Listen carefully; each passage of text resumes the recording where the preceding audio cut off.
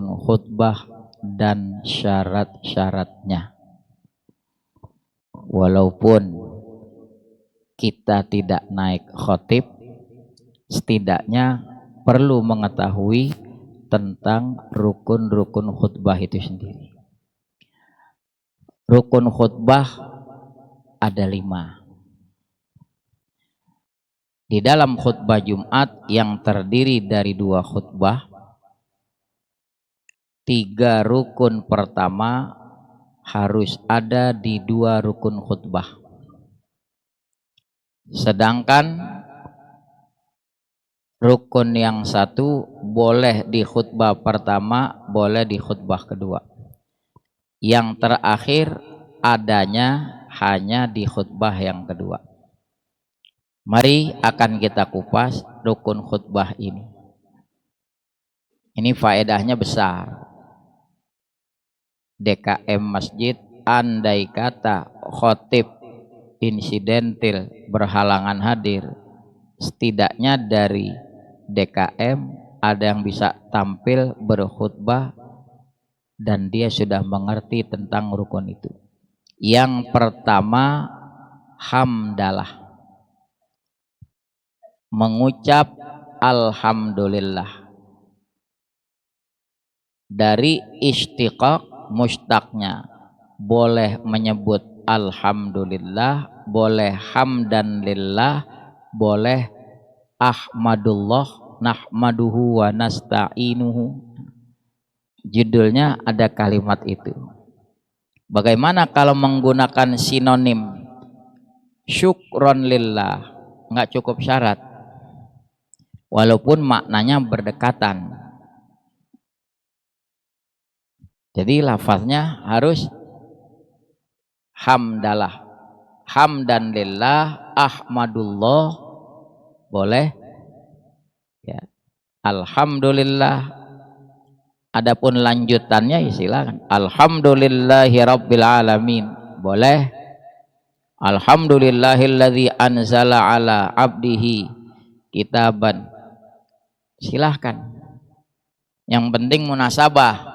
Ini mentang-mentang alhamdulillah, alhamdulillahilladzi at'amana wa saqana wa ja'alana muslimin. Wah, khotibnya bisa sarapan deh. Doa makan dia baca. Selesai makan. Atau dia baca alhamdulillahilladzi ahyana ba'dama amatana wa ilaihin. Sah enggak? Sah. Cuma paling kata jamaah khotibnya baru bangun tidur. Jadi yang munasabah, yang sesuai. Biasanya itu si pendengar bisa menilai dari muqaddimah hamdalah, oh apa yang akan disampaikan, hamdalahnya berujung tentang apa. Itu harus ada di khutbah pertama dan di khutbah kedua. Yang kedua, membaca sholawat kepada Nabi Sallallahu Alaihi Wasallam. Sekurang-kurangnya Allahumma salli ala Muhammad. Dia mau baca lafaz sholawat yang panjang, silahkan. Seperti dalam tasyahud akhir. Itu juga harus ada di khutbah pertama dan khutbah kedua. Bagaimana halnya 2 kalimat syahadat? Sunnah. Di mazhab Syafi'i sunnah. Asyhadu an la ilaha illallah wahdahu la syarikalah wa asyhadu anna Muhammadan abduhu wa rasuluhu la nabiyya ba'da. Dan itu sering dibaca oleh khatib. Itu sunnah.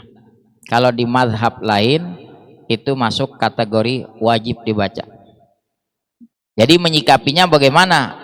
Membaca atau enggak 2 kalimat syahadat? Kita pakai kaidah fikih. Al-khuruju minal khilafi mustahabun. Keluar dari perselisihan dianjurkan. Jadi 2 kalimat syahadat bagus baca apa enggak? Baca lebih aman. Jadi udah 2 tuh rukun khutbah. Hamdalah, kemudian sholawat. Yang ketiga, wasiat takwa. Silahkan mau lafaznya ayyuhan nas ittaqullah, boleh, atau usikum wa nafsi, bitaqwallah.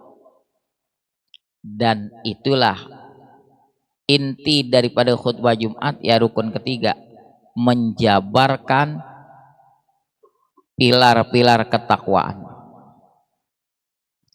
Tiga ini harus ada di khutbah pertama, di khutbah kedua juga harus ada.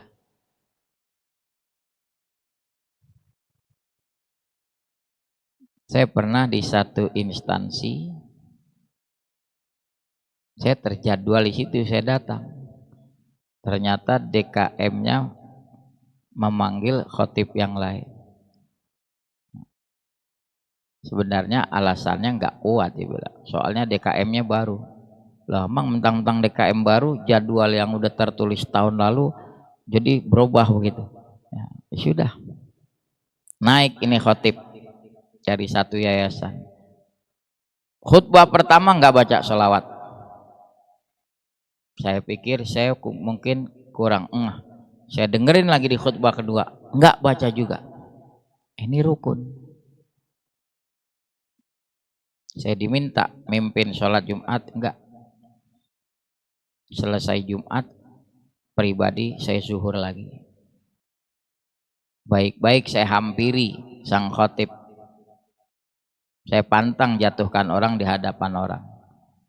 Jadi supaya enak, saya ajak ngomong berbahasa Arab. Maksudnya biar antar kita aja. Anda materi sudah cukup bagus, tapi rukun khutbah Anda abaikan. Ujung-ujungnya dia ngomong, ya saya sih ngerti bahasa Arab, cuma pasif katanya. Dalam hati saya, ya udah capek-capek ngomong, nggak taunya kagak nyambung. Masalahnya ditulis LC, nggak taunya lulusan Cianjur.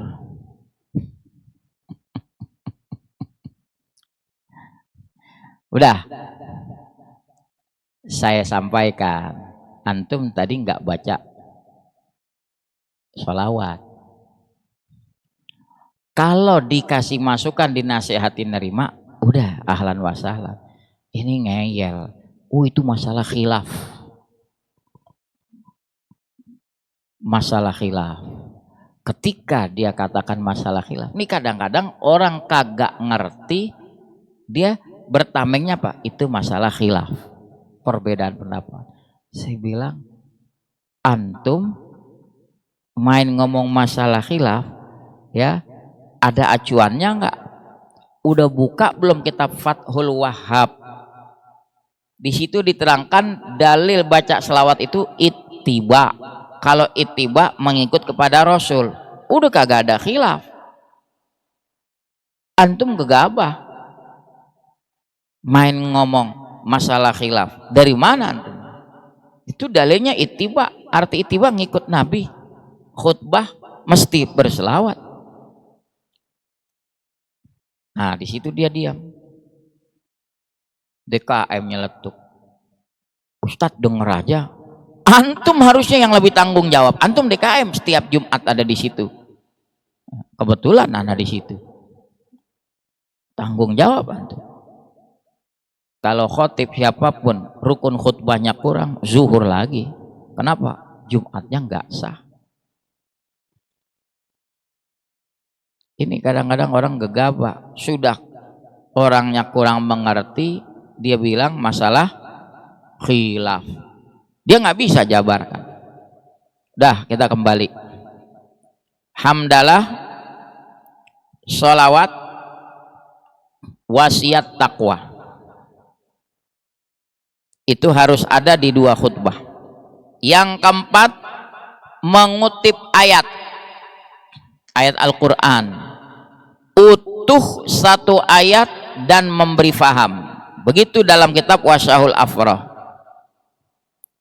Utuh satu ayat tapi tidak memberi faham, belum mencapai rukun. Misalnya khotib mengutip, Allah berfirman, kaf ha ya ain shad. Satu ayat nggak? Satu ayat. Ente paham? Cuma Allah aja yang tahu. Allah berfirman, Nun, surah Al-Qalam, pendek banget tuh satu ayat. Nun, artinya apa? nggak cukup. Sebaliknya, ada ayat memberi faham tapi tidak lengkap, nggak utuh satu ayat, nggak sah, harus utuh.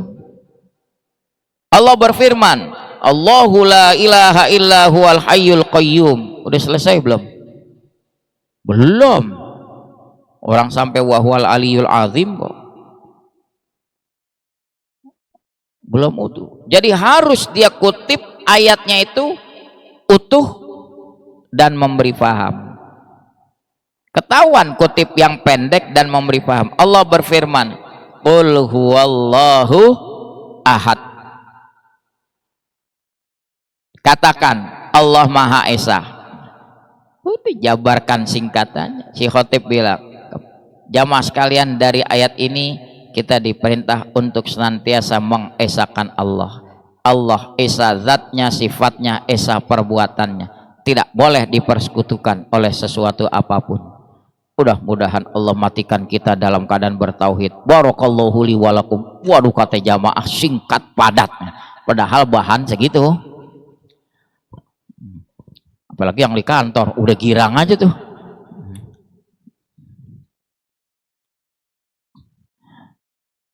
Dikutip di khutbah pertama itu ayat lebih afdal. Kita dengerin, khotib belum mengutip ayat, tunggu di khutbah kedua. Nah, masih boleh dikutip. Kalau seorang khotib cuma bilang Allah berfirman yang artinya ayatnya tidak dikutip, nggak sah. Itu namanya mengutip terjemah. Sebutkan. Yang kelima, doa di khutbah yang kedua. Dijabarkan lagi doanya, doa ukhrawi yang berkaitan sama akhirat. Contoh ya, Allahumma arhamil muslimina wal muslimat. Ya Allah, kasihani muslimin muslimat. Atau Allahumma gfir lil mu'minina wal mu'minat. Udah cukup segitu. Kalau doanya duniawi belum masuk rukun. Ya Allah ya Rabbi, ya ketua LMK yang baru mudah-mudahan terpilih. Itu doa duniawi, urusan pemilu, ya nggak ada kaitannya sama doa ukhrawi. Itulah 5 rukun khutbah. 3 harus ada di 2 khutbah. Hamdalah, salawat, wasiat, takwa. Mengutip ayat afdolnya di khutbah pertama, boleh juga mengutip di khutbah kedua. Misalnya dia sudah mengutip innallaha wa malaikatahu yusholluna 'alan nabi ya ayyuhalladzina amanu shollu 'alaihi wa sallimu. Itu sudah ayat Quran, sudah cukup. Doa juga simple tadi. Allahumma ighfir lil muslimina wal muslimat. Rabbana atina fid dunya hasanah wa fil akhirati hasanah wa qina adzabannar. Ibadallah, udah turun. Kata jamaah jempol. Kenapa? Singkat, padat. Padahal apa? Ya bahannya segitu. Tapi memang kalau khutbah Jumat, ya, dalam hadis di Bulughul Maram dikutipkan, inna kisara khutbatihi, simpelnya khutbah seorang khatib, ma'innatun ala fiqhihi, menunjukkan kemengertian dia. Bukan artinya nggak boleh khutbah Jumat panjang, ya itu situasional. Tapi yang afdal apa? Simple, singkat, padat, dan fokusnya takwa. Jangan sampai tersisipkan di tengah-tengah khutbah perkara-perkara yang nggak berkaitan sama takwa. Ya. Jamaah sekalian, jangan lupa selepas sholat ada jenazah, kita akan sholatkan jenazah. Putus itu khutbah, tengah-tengah khutbah. Kalau mau ngumumin sebelum naik khutbah atau sesudah sholat Jumat. Jamaah sekalian, masjid lagi pembangunan, renovasi, butuh dana, selesai sholat gelar sorban, tengah-tengah khutbah gitu, putus itu. khutbah. Nah, selesai itu. Sekarang syarat khotib, syaratnya tentu suci dari 2 hadas. Hadas besar, hadas kecil. Suci dari najis, badannya, pakaiannya, tempat khutbahnya. Ini jangan pentokin, itu tugasnya merbot melulu pentokin. Setidaknya sehari sebelum Jumat periksa, ada tai cicak apa enggak, ada najis apa enggak, ini mimbar ya. Apalagi yang pakai tongkat tuh, tempat bertumpu, periksa tongkatnya ada najis apa enggak, jangan sampai jadi rusak. Kemudian menutup aurat. Selanjutnya apa?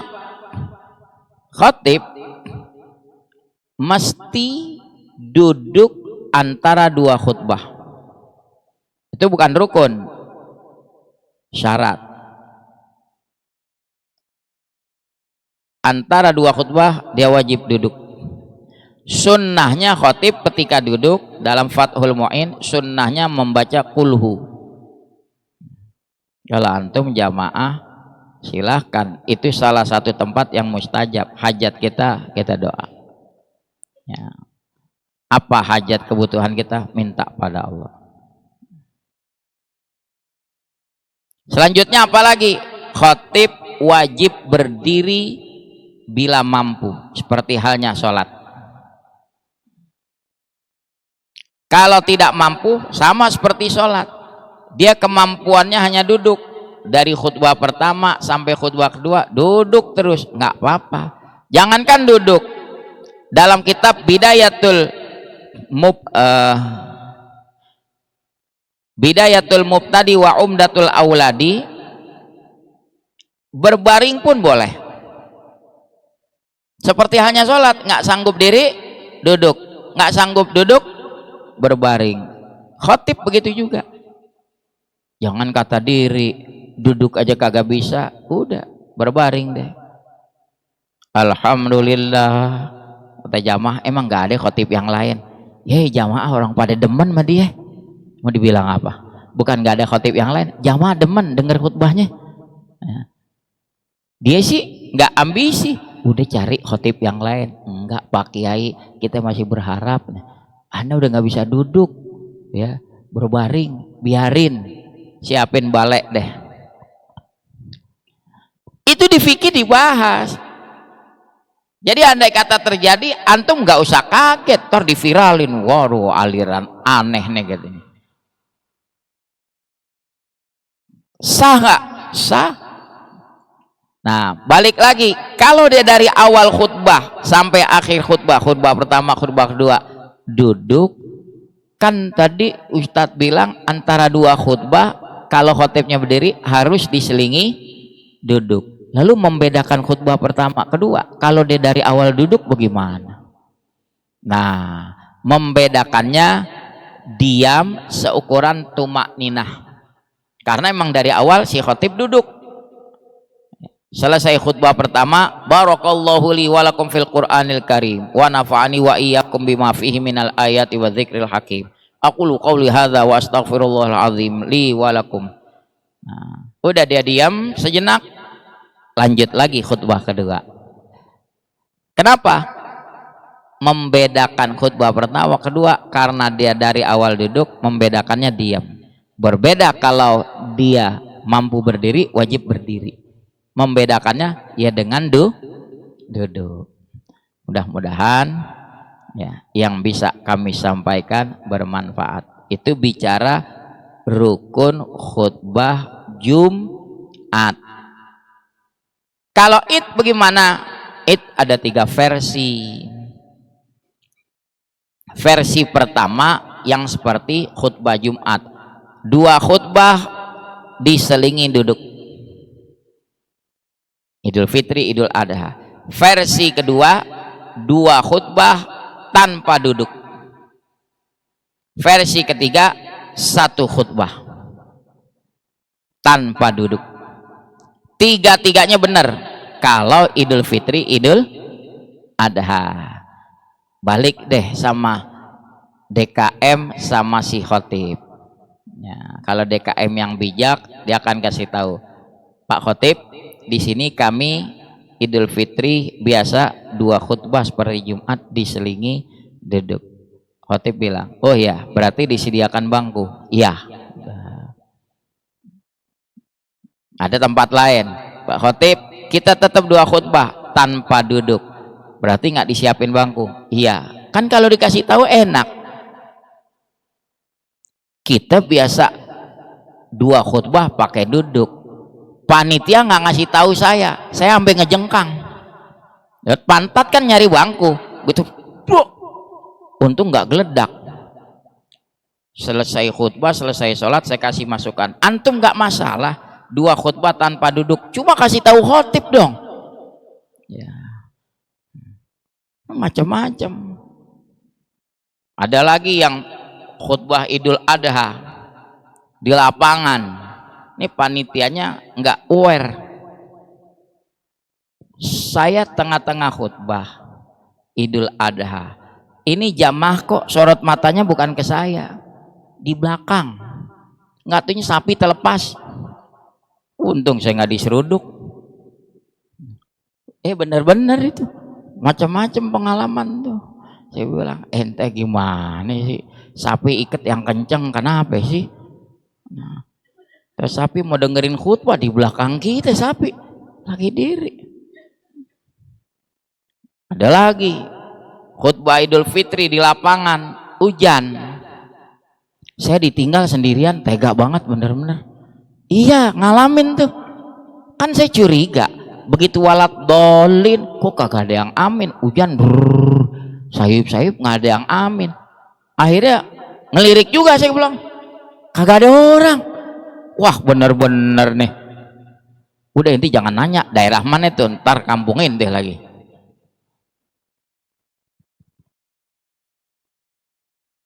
Maunya saya kalau Anda bikin di lapangan, di jalan, komitmen dong. Apapun yang terjadi, sholat jalan terus. Khotib ditinggal sendirian jadi imam.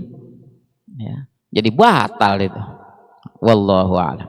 Subhanakallahumma wa bihamdik, asyhadu an la ilaha illa anta, astaghfiruka wa atubu ilaik. Wa sallallahu ala sayyidina Muhammad wa ala alihi wa sahbihi wasallam. Walhamdulillahi rabbil alamin.